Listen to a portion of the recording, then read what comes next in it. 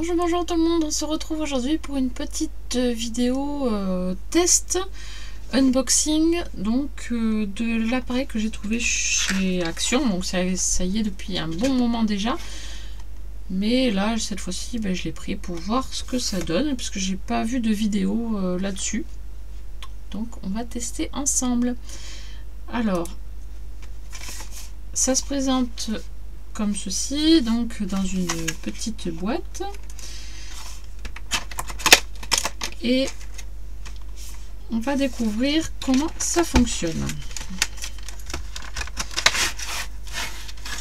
Alors c'est dans une petite boîte en plastique,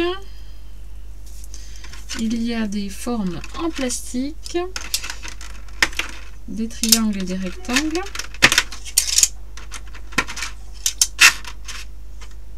Hop. Et là, il y a une plaque transparente. Il y a un film à enlever. Alors, avant d'enlever le film, je regarde ce qu'il faut faire. Alors, si on a un téléphone, donc il faut le structurer comme ça, et si on a une tablette, c'est un peu plus large. D'accord, bon j'ai mon téléphone à côté, donc on va tester avec le téléphone. Donc on met les trois triangles avec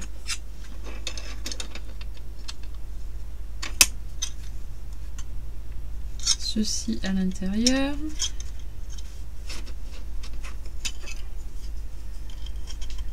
Voilà, et une meilleure stabilité, on met le deuxième rectangle comme ça pour fixer le tout.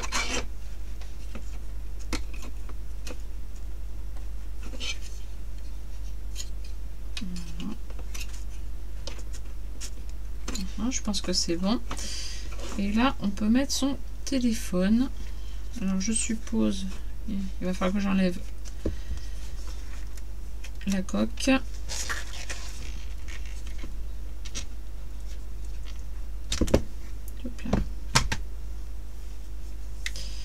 Voilà. Ensuite, monter. Alors en français, assembler les pièces, placer l'appareil, commencer à dessiner. D'accord, ok. Donc, voilà, il faut mettre la luminosité au maximum. Voilà. Ensuite, je vais essayer de choisir une image. Bon, je prends une au hasard dans mon répertoire.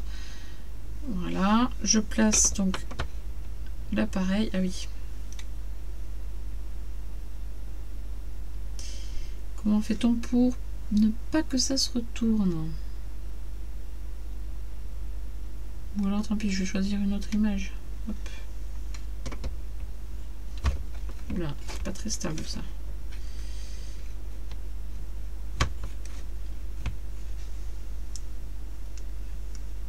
Alors attendez, je vais essayer de trouver pourquoi c'est pas stable.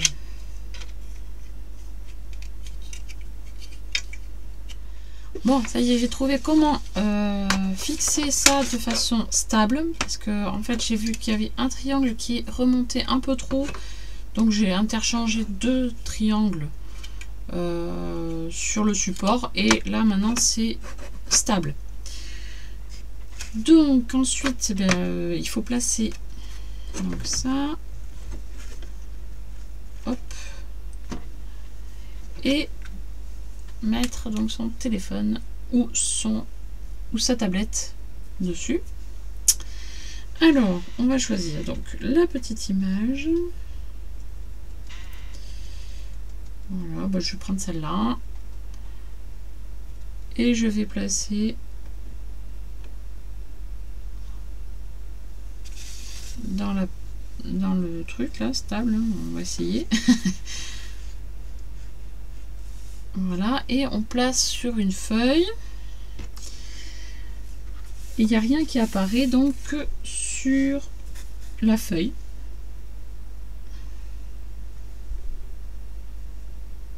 Par contre, tout est sur le plexi. Alors, je suppose qu'il faut faire comme ça à main levée.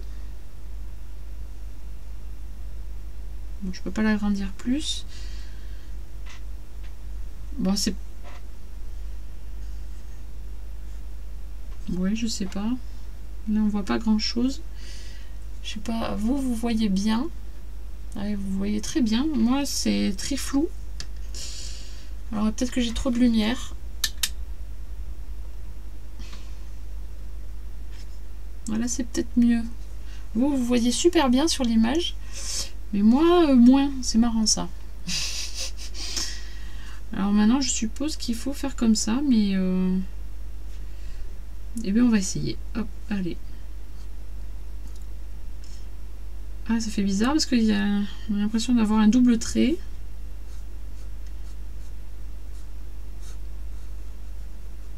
Comme les films avec la vision 3D, là. Ça fait bizarre. Bon, après... On verra ce que ça donne, hein. Je fais un peu au feeling.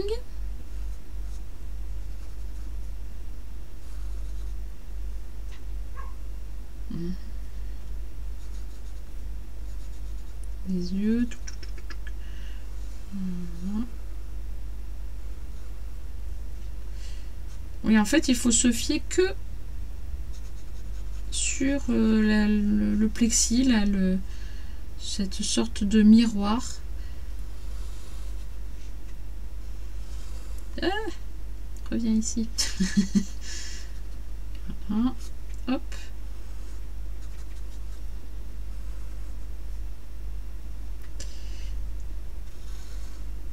Voilà.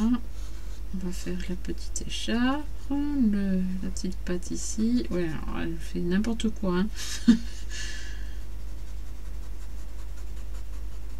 Je fais rapidement, mais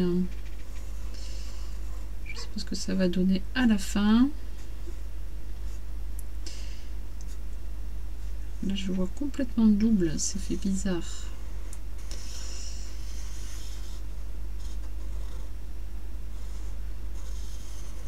Je fais très rapidement, hein. Je ne fais pas dans le petit détail.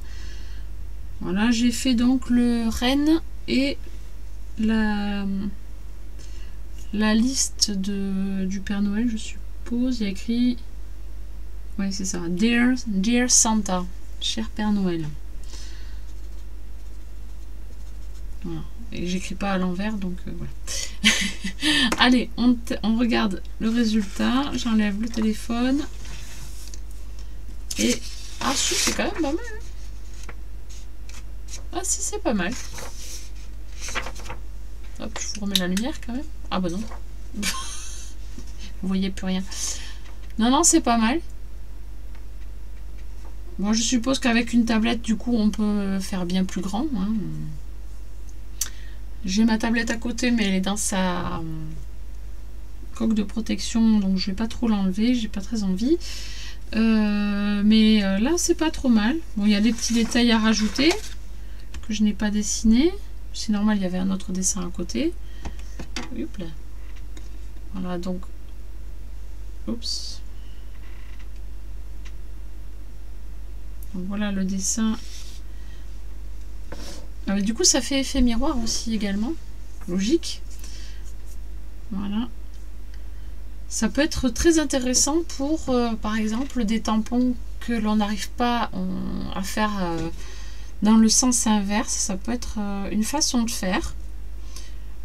En plus de la méthode du tapis de cuisson, là où on fait l'inverse, ça peut être une alternative. Pourquoi pas? Voilà, si on n'a pas de tampon non plus, ben ça peut être aussi une façon de faire pour ces cartes, pour ces marque-pages, pour toute autre utilisation hein, que l'on peut avoir en tant que scrapeuse. Ça peut être vraiment très très sympa. Mais écoutez, pour les dessins occasionnels, pour les personnes qui ne savent pas dessiner, je me dis ça peut être une belle alternative.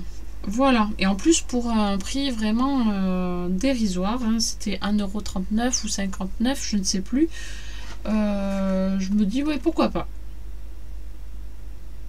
Le tout c'est de savoir que le dessin ne se reflète pas sur le papier, hein, et ne pas chercher pendant 10 ans à ce que ça se reflète sur le papier. Voilà, faut le savoir. Voilà, mais écoutez, j'espère que ce petit test vous a plu. Dites-moi en commentaire si vous l'avez acheté et si vous l'avez acheté, comment vous utilisez cet outil.